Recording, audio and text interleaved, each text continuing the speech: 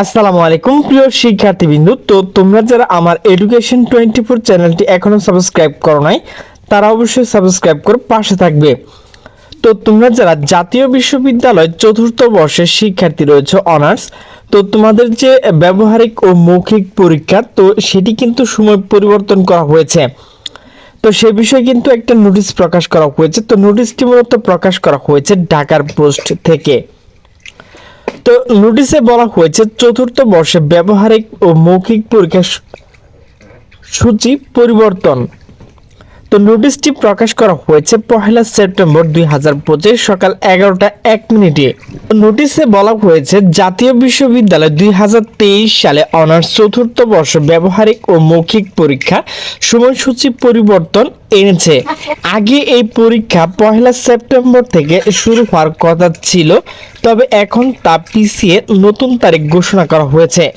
সংশোধিত বিজ্ঞপ্তি অনুযায়ী পরীক্ষা এখন 15 সেপ্টেম্বর থেকে শুরু হয়ে 9 অক্টোবর পর্যন্ত চলবে।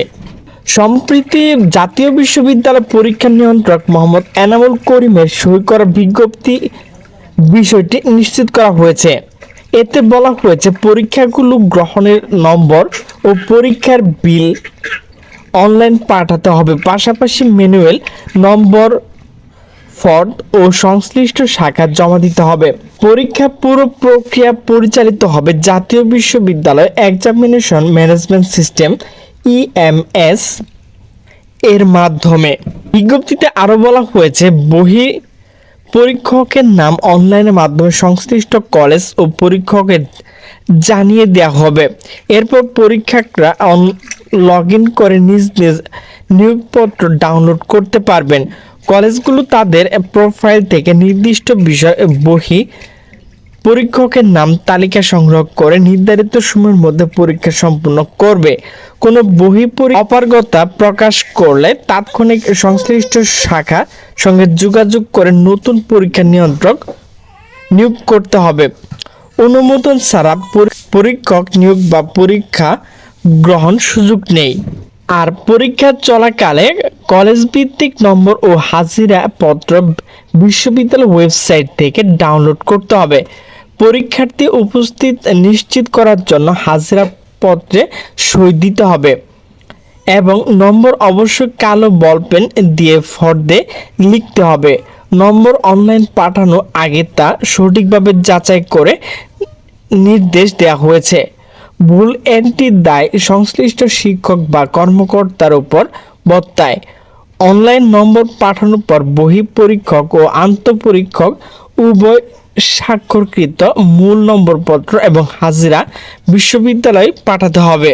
নির্দেশে বলা হয়েছে তালিকায় নাম নেই এমন কোনো পরীক্ষার্থীর পরীক্ষা নেওয়া যাবে না। যদি কোনো বৈধ পরীক্ষার নাম বাদ পড়ে তবে প্রবেশপত্র প্রয়োজনীয় কাগজপত্র সহ তাৎক্ষণিক সংশ্লিষ্ট শাখার সঙ্গে যোগাযোগ করতে হবে। অন্য কলেজ পরীক্ষার্থীরা অংশ নিলে তাদের আলাদা নম্বর ফর্দে ও হাজিরা তৈরি করে পাঠাতে নির্দেশ দেওয়া হয়েছে। বিশ্ববিদ্যালয় জানিয়েছে ব্যবহারিক পরীক্ষা শেষে 7 দিনের মধ্যে মূল নম্বরপত্র ও পরীক্ষকের বিল সংশ্লিষ্ট শাখা জমা দিতে হবে।